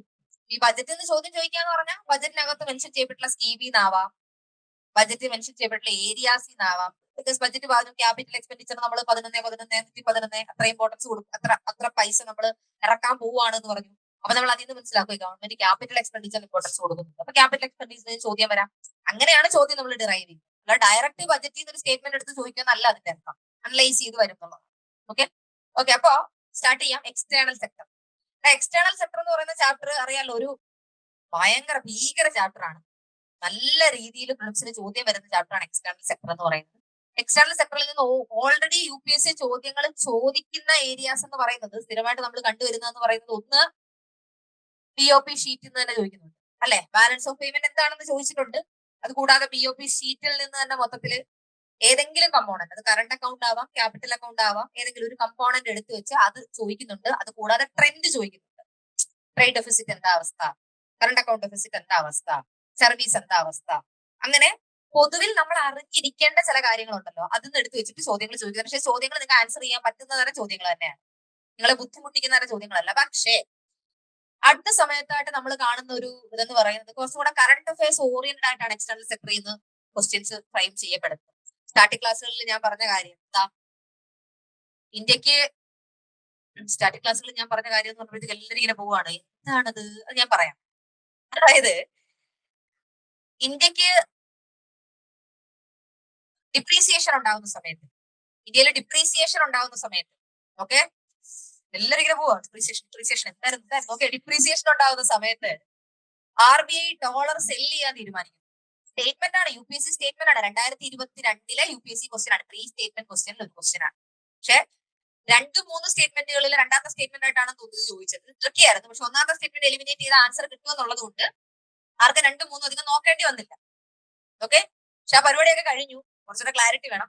അപ്പൊ നമ്മളിപ്പോ സാധാരണ രീതിയിൽ ചിന്തിക്കുകയാണെങ്കിൽ ഒരാൾ എങ്ങനെ വിചാരിക്കുക, ഓൾറെഡി ഡിപ്രീസിയേഷൻ എന്ന് പറഞ്ഞാൽ നമ്മുടെ കയ്യിൽ നിന്ന് ഡോളർ പോവാണ്, ഡോളർ ഔട്ട്ഫ്ലോ ആണ് ഡിപ്രീസിയേഷൻ. അപ്പോ ഇന്ത്യ എന്നിട്ട് കയ്യിലുള്ളത് കൂടി എടുത്ത് വിൽക്കുകയാണെങ്കിൽ കയ്യിലുള്ള ഡോളർ കൂടി സെല് ചെയ്യുവോ, അങ്ങനെ ചെയ്യുവോ? അങ്ങനെ ചെയ്യാൻ സാധ്യത ഇല്ലല്ലോ എന്നേ സാധാരണ ഒരാൾ ചിന്തിക്കുള്ളൂ. പക്ഷെ ഇവിടെ റിസർവ് ബാങ്ക് ഓഫ് ഇന്ത്യ റുപ്പിയുടെ സപ്ലൈ കൂട്ടി ഡോളറിന്റെ അല്ലെങ്കിൽ റുപ്പിയുടെ മൂല്യം കൂട്ടാൻ വേണ്ടി, റുപ്പിയുടെ അപ്രീസിയേഷന് വേണ്ടി ചെയ്തതാണ് ഈ സെല്ലിംഗ് എന്ന് പറയുന്ന പരിപാടി. കൃത്യമായിട്ട് ഫോളോ ചെയ്യുന്ന ആൾക്കാർക്ക്, പത്രം വായിക്കുന്ന ആൾക്കാർക്ക് കൃത്യമായിട്ട് മനസ്സിലാവും അല്ലെ. അതാ ഞാൻ പറഞ്ഞത്, അപ്ഡേറ്റഡ് ആയിട്ടുള്ള കാര്യങ്ങളിൽ നിന്നും ഒരു ചോദ്യങ്ങൾ കൂടുതൽ ഫ്രെയിം ചെയ്തിട്ടുണ്ട്. സോ ഓൾവേസ് നിങ്ങൾ എക്യുപ്ഡ് ആയിട്ടിരിക്കുക. എക്യുപ്ഡ് ആയിട്ടിരിക്കുക വെച്ചാൽ വാളും പരിചയമായിട്ട് പരീക്ഷ എഴുതാൻ പോകാനല്ല, കറണ്ട് അഫയേഴ്സിൽ നല്ല അപ്ഡേറ്റഡ് ആയിട്ടിരിക്കുക, എസ്പെഷ്യലി എക്സ്റ്റേണൽ സെക്ടർ. ഓക്കെ, അപ്പൊ എക്സ്റ്റേണൽ സെക്ടറിൽ ഓൾറെഡി ബാലൻസ് ഓഫ് പേയ്മെന്റുമായിട്ട് ബന്ധപ്പെട്ടുള്ള ക്വസ്റ്റ്യൻസ്, എക്സ്ചേഞ്ച് റേറ്റുമായിട്ട് ബന്ധപ്പെട്ടുള്ള ക്വസ്റ്റ്യൻസ്, ഡിപ്രീസിയേഷൻ, ഡിവാലുവേഷൻ പോലെയുള്ള കൺസെപ്റ്റ് റിലേറ്റഡ് ആയിട്ടുള്ള എല്ലാ, ഡിപ്രീസിയേഷൻ ആവാം, അപ്രീസിയേഷൻ ആവാം, ഡിവാലുവേഷൻ ആവാം, റീവാലുവേഷൻ ആവാം, അതിൽ നിന്നുള്ള കൺസെപ്റ്റുകൾ, പിന്നെ ഡെഫിസിറ്റ്, കറണ്ട് അക്കൗണ്ട് ഡെഫിസിറ്റുമായിട്ട് ബന്ധപ്പെട്ടത്, പിന്നെ ഇവയുടെ ഒക്കെ ട്രെൻഡുമായി ബന്ധപ്പെട്ട് ഇത്രയും കാര്യങ്ങളാണ്, ഇത്രയും എലമെന്റുകളാണ് പൊതുവിൽ UPSC ഫോളോ ചെയ്യാറുള്ളത്. അതുകൂടാതെ ഇന്റർനാഷണൽ ഫിനാൻഷ്യൽ ഇൻസ്റ്റിറ്റ്യൂഷൻസുമായിട്ടുള്ള നമ്മുടെ കണക്ഷൻസ്, ലോൺ തരുന്നതും, അതുപോലെ ബോറോവിംഗ്, ഡെഫിസിറ്റ് തന്നെ നമ്മുടെ എക്സ്റ്റേണൽ കൊമേഴ്ഷ്യൽ ബോറോവിംഗുമായിട്ട് അതൊന്ന് ചോദ്യം വന്നിട്ടുണ്ട്. മസാല ബോർഡ് ചോദ്യം വന്നിട്ടുണ്ട്. ഇതൊക്കെ സ്റ്റാറ്റിക് ആണ്, ഞാൻ ഈ പറയുന്നതല്ല, ഇതിന്റെ സ്റ്റാറ്റിക് പാർട്ടാണ്. ഇന്ന് നമ്മൾ നോക്കുന്നത് ഇതിന്റെ അപ്ഡേഷൻസ് ആണ്, റീസെന്റ് ആയിട്ടുള്ള അപ്ഡേഷൻസ് എന്തൊക്കെയാണെന്നുള്ളതാണ്. സോ എക്സ്റ്റേണൽ സെക്ടർ എന്ന് പറയുമ്പോൾ തന്നെ ആദ്യം നമ്മുടെ മനസ്സിലേക്ക് വരുന്നത് എന്താ, എക്സ്പോർട്ടും ഇമ്പോർട്ടും. എത്രമാത്രം എക്സ്പോർട്ട് നടക്കുന്നുണ്ട്, എത്രമാത്രം ഇമ്പോർട്ട് നടക്കുന്നുണ്ട്. അപ്പൊ നമ്മൾ മനസ്സിലാക്കുന്ന ഒരു BOP ഷീറ്റ് നമ്മൾ പരിചയപ്പെടുമ്പോൾ നമ്മൾ അതിൽ ആദ്യം പറയുന്ന ഒരു കാര്യം, നമുക്ക് ഗുഡ്സിന്റെ എക്സ്പോർട്ടും ഗുഡ്സിന്റെ ഇമ്പോർട്ടും ഉണ്ട്, സർവീസസിന്റെ എക്സ്പോർട്ടും സർവീസസിന്റെ ഇമ്പോർട്ടും ഉണ്ട്. അപ്പൊ നമ്മൾ സ്റ്റാർട്ടിംഗ് ആയിട്ട് പഠിക്കുന്ന ഒരു കാര്യം എന്താ, ഗുഡ്സിന്റെ എക്സ്പോർട്ടും ഗുഡ്സിന്റെ ഇമ്പോർട്ടും. ഓക്കെ, ഇന്ത്യയെ സംബന്ധിച്ചിടത്തോളം ഗുഡ്സിന്റെ എക്സ്പോർട്ട് എന്ന് പറയുന്നത് കുറവും ഗുഡ്സിന്റെ ഇമ്പോർട്ട് എന്ന് പറയുന്നത് കൂടുതലുമാണ്. ശരിയല്ലേ? ഇമ്പോർട്ട് ഓഫ് ഗുഡ്സ് എന്ന് പറയുന്നത് ഇന്ത്യയിൽ കൂടുതലാണ്. ഇമ്പോർട്ട് ഓഫ് ഗുഡ്സ് എന്ന് പറയുന്നത് ഇന്ത്യയിൽ കൂടുതലാണ്. അതുകൊണ്ട് തന്നെ എന്താ, ഇന്ത്യ ഒരു ട്രേഡ് ഡെഫിസിറ്റ് കൺട്രിയാണ്. ശരിയല്ലേ? അല്ലേ? മെർക്കൻഡൈസ് ഡെഫിസിറ്റ് അല്ലെങ്കിൽ മെർക്കൻഡൈസ് ട്രേഡ് ഡെഫിസിറ്റ്. ഗുഡ്സിന്റെ കാര്യത്തിൽ ഗുഡ്സിന്റെ എക്സ്പോർട്ടും ഗുഡ്സിന്റെ ഇമ്പോർട്ടും നമ്മൾ കമ്പയർ ചെയ്യുമ്പോൾ ഗുഡ്സിന്റെ കാര്യത്തിൽ ഇമ്പോർട്ടാണ് കൂടുതൽ എക്സ്പോർട്ടിനെക്കാളും. ആലോചിച്ചു, ഒരു രാജ്യത്തെ സംബന്ധിച്ചിടത്തോളം എപ്പോഴും എക്സ്പോർട്ട് കൂടി നിൽക്കുന്നതല്ലേ ആ രാജ്യത്തിന് നല്ലത്. പക്ഷെ ഇവിടെ നമുക്ക് ഇമ്പോർട്ടാണ് കൂടുതൽ. സോ ഇന്ത്യ ഒരു ട്രേഡ് ഡെഫിസിറ്റ് കൺട്രിയാണ്. ബട്ട് റിഗാർഡിംഗ് സർവീസസിന്റെ കാര്യത്തിലോ, സർവീസസിന്റെ കാര്യത്തിൽ നമുക്കറിയാം, സർവീസസിന് എക്സ്പോർട്ടും ഉണ്ട്, സർവീസസിന് ഇമ്പോർട്ടും ഉണ്ട്. ഇനി ഞാൻ പറയുന്ന കാര്യങ്ങളൊക്കെ നിങ്ങൾക്ക് നോട്ട് ചെയ്യാം. കാരണം നമ്മളെ ഫിസിക്കൽ ഇൻഡിക്കേറ്റേഴ്സിലേക്ക് വീണ്ടും കയറി ബജറ്റ് കഴിഞ്ഞു. അപ്പൊ ഇതിനകത്ത് നിങ്ങൾക്ക് അറിയാത്ത കാര്യങ്ങൾ ഇതൊക്കെ സ്റ്റാറ്റിക് ആണ്, എല്ലാം സ്റ്റാറ്റിക് ആണ്, എല്ലാവരും അറിയേണ്ട കാര്യങ്ങളാണ്, എല്ലാവർക്കും അറിയാവുന്ന കാര്യങ്ങളാണ്. സർവീസ് എക്സ്പോർട്ടും സർവീസ് ഇമ്പോർട്ടും എടുത്താലോ, ഇതിൽ സർവീസ് എക്സ്പോർട്ട് കൂടുതലാണ്, സർവീസ് ഇമ്പോർട്ട് കുറവാണ്. നല്ലതല്ലേ? സോ ഇന്ത്യ ഒരു സർവീസ് സർപ്ലസ് കൺട്രിയാണ്. India is a service surplus country. ശരിയല്ലേ? പക്ഷെ സ്റ്റിൽ ഇന്ത്യ എന്താണ്, ഒരു കറണ്ട് അക്കൗണ്ട് ഡെഫിസിറ്റ് കൺട്രിയാണ്. കറണ്ട് അക്കൗണ്ട്, അതായത് രണ്ടും കൂടെ നോക്കുമ്പോൾ ഇത് രണ്ടും ഇൻക്ലൂഡഡ് ആണ് കറണ്ട് അക്കൗണ്ട് ഡെഫിസിറ്റ്. ഇത് ട്രേഡ് ഡെഫിസിറ്റ്, ഇത് സർവീസ് സർപ്ലസ്. പക്ഷെ ഇന്ത്യ ഒരു കറണ്ട് അക്കൗണ്ട് ഡെഫിസിറ്റ് കൺട്രി ആണ് എന്ന് പറയുമ്പോൾ നമ്മൾ മനസ്സിലാക്കേണ്ടത് ഇതിനേക്കാൾ കൂടുതൽ ഇവിടെ സർപ്ലസ് ആയിട്ട് കാര്യമില്ല, ഇവിടെ അത്രത്തോളം ഡെഫിസിറ്റ് ഉണ്ട് ഗുഡ്സിന്റെ കാര്യത്തിൽ. ഈ ഗുഡ്സിന്റെ കാര്യത്തിൽ ഈ ഡെഫിസിറ്റ് നമ്മൾ അഡ്രസ് ചെയ്യണമെന്നുണ്ടെങ്കിൽ നമ്മൾ എന്ത് ചെയ്യണം? നമ്മൾ ഇമ്പോർട്ട് കുറയ്ക്കണം. ഇമ്പോർട്ട് കുറയ്ക്കുകയും എക്സ്പോർട്ട് കൂട്ടുകയും ചെയ്യണം. എന്നാലേ നമുക്ക് കറണ്ട് അക്കൗണ്ട് ഡെഫിസിറ്റ് അഡ്രസ് ചെയ്യാൻ പറ്റത്തുള്ളൂ. മനസ്സിലാവുന്നുണ്ടോ? അതായത് സ്റ്റാറ്റിക് കാര്യങ്ങൾ അറിയാത്ത ആൾക്കാർ ഇത്രയും മനസ്സിലാക്കുക, ഇന്ത്യയെ സംബന്ധിച്ചിടത്തോളം നമ്മൾ ഗുഡ്സും സർവീസസും ട്രേഡ് ചെയ്യുന്നുണ്ട്, എക്സ്പോർട്ടും ഉണ്ട് ഇമ്പോർട്ടും ഉണ്ട്. ഗുഡ്സിന്റെ കാര്യത്തില് എക്സ്പോർട്ട് കുറവും ഇമ്പോർട്ട് കൂടുതലുമാണ്, അല്ലേ? അപ്പൊ എന്താ അവിടെ ഡെഫിസിറ്റാ? ഗുഡ്സിന്റെ കാര്യത്തിൽ നമുക്ക് ഡെഫിസിറ്റ് ആണ്, ട്രേഡ് ഡെഫിസിറ്റ് എന്നാണ് നമ്മൾ അതിനെ വിളിക്കുന്നത്. സർവീസസിലേക്ക് വരുമ്പോൾ സർവീസസ് എക്സ്പോർട്ട് കൂടുതലും ഇമ്പോർട്ട് കുറവുമാണ്. സർവീസ് എക്സ്പോർട്ട് കൂടുതലും ഇമ്പോർട്ട് കുറവാണ്. ഇതാണ് നമുക്ക് നല്ലത്. എപ്പോഴും എക്സ്പോർട്ട് കൂടി നിൽക്കുന്നതാണ് ഒരു രാജ്യത്തെ സംബന്ധിച്ചിടത്തോളം നല്ലത്. ഇവിടെ എന്താണ്, നമ്മൾ സർപ്ലസ് ആണ്, സർവീസ് സർപ്ലസ് കൺട്രിയാണ്. സോ സർവീസ് സർപ്ലസ് കൺട്രി ആയിട്ട് കൂടിയും ഇന്ത്യ കറണ്ട് അക്കൗണ്ട് ഇത് രണ്ടും കൂടെ കൂട്ടുമ്പോൾ നമ്മൾ ഡെഫിസിറ്റില്ല. രണ്ടും എടുത്ത് നോക്കിയാൽ മൊത്തത്തിൽ എത്ര ഉണ്ടെന്ന് നോക്കുമ്പോൾ നമ്മൾ ഡെഫിസിറ്റില്ല, കറണ്ട് അക്കൗണ്ട് ഡെഫിസിറ്റില്ല. ഓക്കെ, ഇന്ത്യയുടെ കറണ്ട് അക്കൗണ്ട് ഡെഫിസിറ്റ് എന്ന് പറയുന്നത് 1% ഓഫ് GDP ആണ് എന്ന് പറഞ്ഞാൽ ശരിയാണോ? 1% ഓഫ് GDP ആണ് നിലവിലെ ഇന്ത്യയുടെ കറണ്ട് അക്കൗണ്ട് ഡെഫിസിറ്റ് എന്ന് പറഞ്ഞാൽ ശരിയാണോ?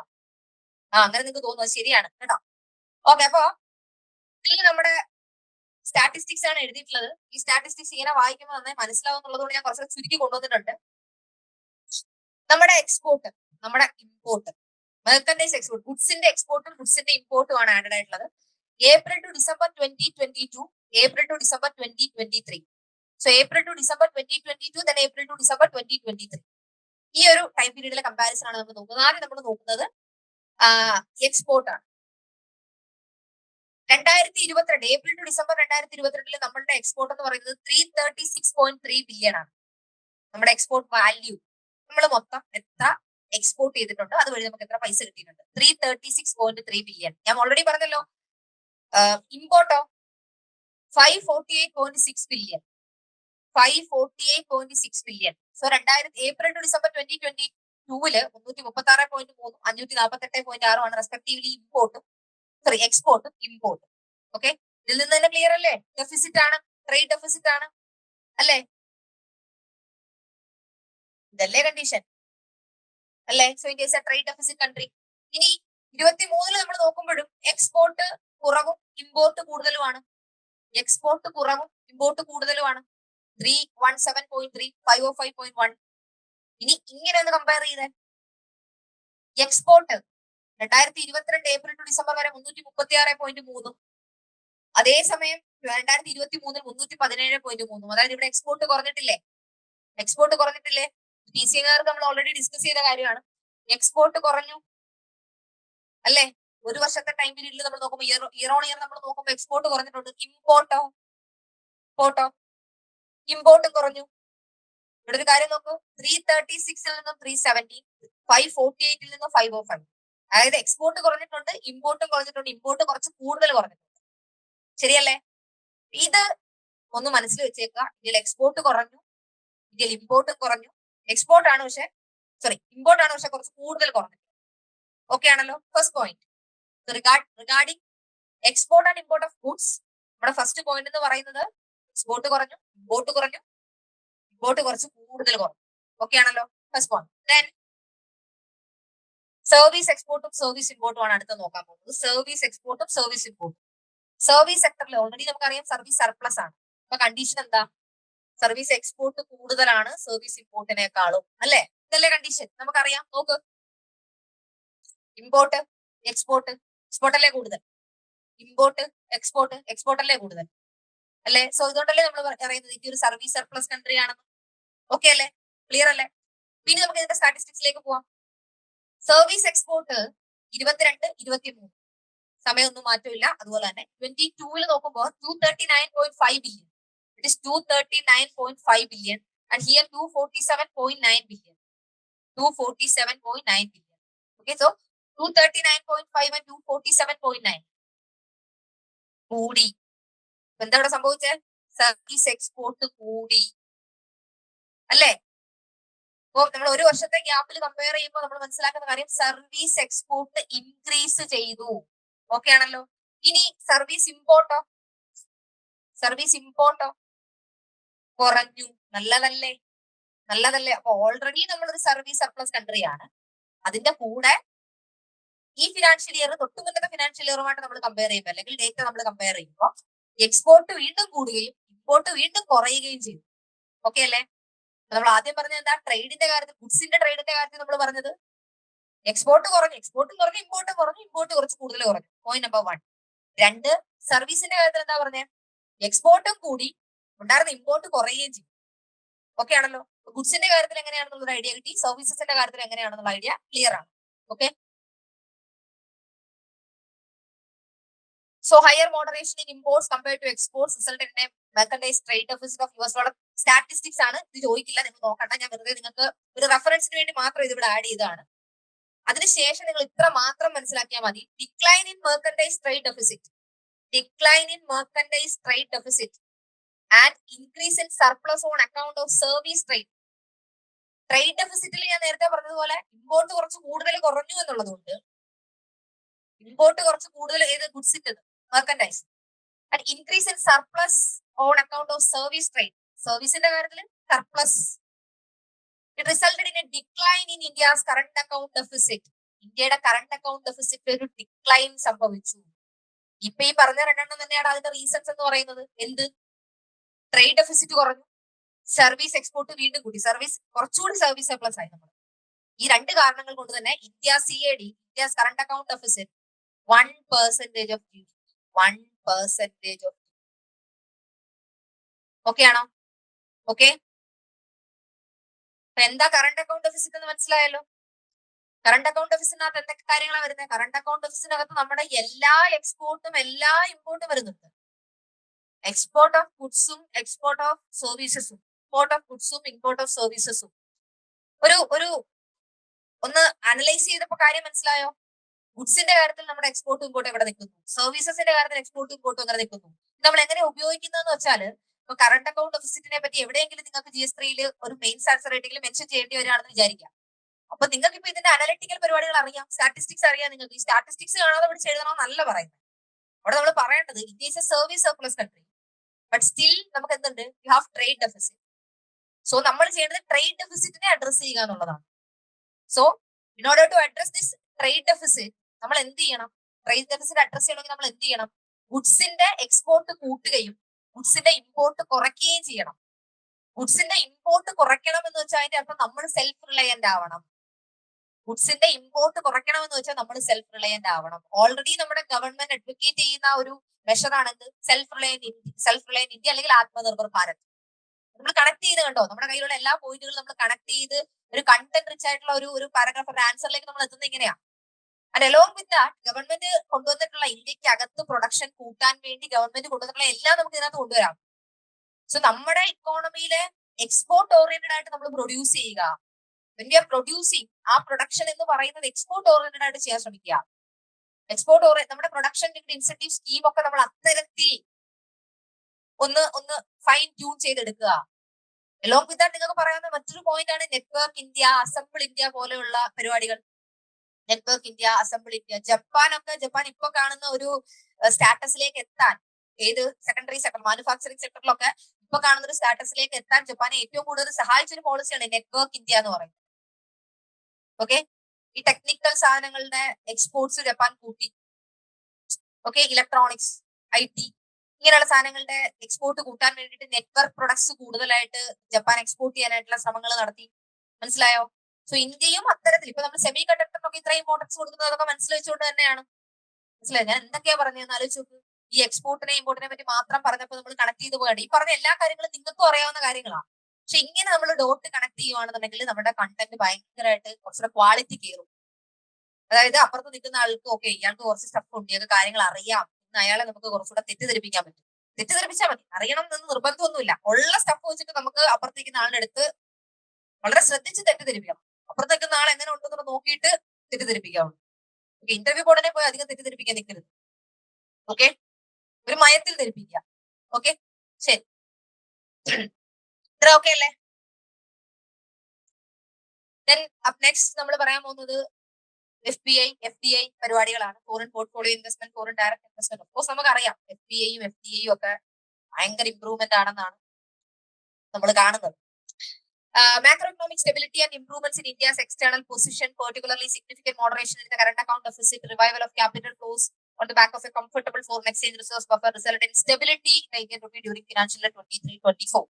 അതായത് പൊതുവെ ഫോറിൻ പോർട്ട്ഫോളിയോ ഇൻവെസ്റ്റ്മെന്റ് എന്നൊക്കെ പറയുന്നത് അത്യാവശ്യം നന്നായിട്ട് നല്ല ഇംപ്രൂവ്മെന്റ് കാണിക്കുന്നുണ്ട്. എല്ലാ ഇൻവെസ്റ്റ്മെന്റും FDI ആയിക്കോട്ടെ FPI ആയിക്കോട്ടെ ഇംപ്രൂവ് ചെയ്ത് തന്നെ നിൽക്കുകയാണെന്നാണ് പറയുന്നത്. ആൻഡ് അതിനകത്ത് ഇവർ പറഞ്ഞൊരു പോയിന്റിൽ എനിക്ക് കുറച്ച് അഡീഷണൽ കാര്യങ്ങൾ പറയാനുള്ളത് ഞാൻ ആഡ് ചെയ്തേ ഉള്ളൂ. എന്തുകൊണ്ടാണ് ഇങ്ങനത്തെ ഒരു ഇംപ്രൂവ്മെന്റ് വന്നിട്ടുള്ളത്, അല്ലെങ്കിൽ ഇവിടെ ഒരു മൊത്തത്തിലൊരു സ്റ്റെബിലിറ്റി വന്നിട്ടുള്ളത്, അല്ലെങ്കിൽ അതിനകത്ത് പറയാൻ പറ്റുന്ന കാര്യങ്ങൾ എന്തൊക്കെയാന്ന് വെച്ചാൽ, നല്ല അത്യാവശ്യം മാക്രോ എക്കണോമിക് ഇൻഡിക്കേറ്റേഴ്സ് ഒക്കെ അത്യാവശ്യം നന്നായിട്ട് പെർഫോം ചെയ്യും.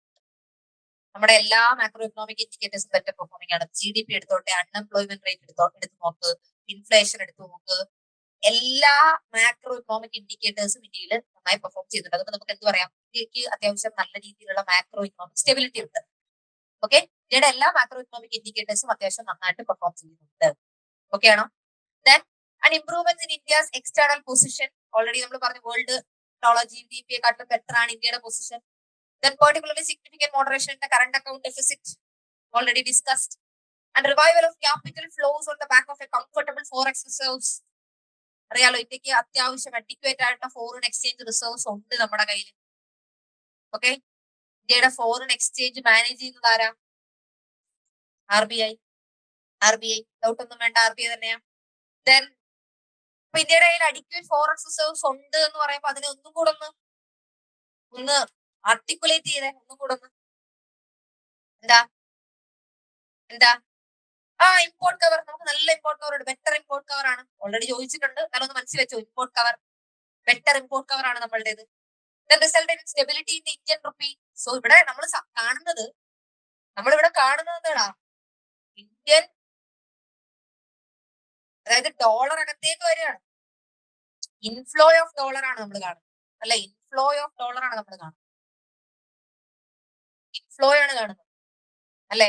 അപ്പൊ നമ്മളുടെ ഫോറക്സും ഒക്കെ അത്യാവശ്യം സ്ട്രോങ് ആണ്, ഒരു കുഴപ്പമില്ല, മാനേജബിൾ ആണ് എന്നുള്ള അവസ്ഥയിലാണ് നമ്മൾ നിൽക്കുന്നതെന്നാണ് ഇവിടെ പറഞ്ഞത്. ഓക്കെ ആണോ? Okay, then promoting investment. FDI inflow during already പറഞ്ഞാണ് 14-23 was $596 billion. See, FPI and FDI ഇത് രണ്ടും ചോദിച്ചിട്ടുള്ളതാണ് ഓൾറെഡി. FPI FDI അറിയാലോ. FPI FDI ഇൻവെസ്റ്റ്മെന്റ്സ്, അതായത് അറിയാത്ത ആൾക്കാർ ജസ്റ്റ് ഒന്ന് ശ്രദ്ധിച്ചോണേ. നമുക്ക് പൊതുവിൽ ഇൻവെസ്റ്റ്മെന്റുകളെ ഡൊമസ്റ്റിക് ഇൻവെസ്റ്റ്മെന്റ് എന്നും ഫോറിൻ ഇൻവെസ്റ്റ്മെന്റ് എന്നും രണ്ടായിട്ട് തിരിക്കാം. ഇൻവെസ്റ്റ്മെന്റുകളെ ഡൊമസ്റ്റിക് ഇൻവെസ്റ്റ്മെന്റ് എന്നും ഫോറിൻ ഇൻവെസ്റ്റ്മെന്റ് എന്നും രണ്ടായിട്ട് തിരിക്കാം. ഓക്കെ, ഡൊമസ്റ്റിക് ഇൻവെസ്റ്റ്മെന്റ് എന്ന് പറഞ്ഞാൽ വിത്തിൻ ദ ഇക്കോണമി നടക്കുന്ന ഇൻവെസ്റ്റ്മെന്റ്. ഫോറിൻ ഇൻവെസ്റ്റ്മെന്റ് എന്ന് പറഞ്ഞാൽ പുറത്തുനിന്ന് വരുന്ന ഇൻവെസ്റ്റ്മെന്റ് അല്ലെ.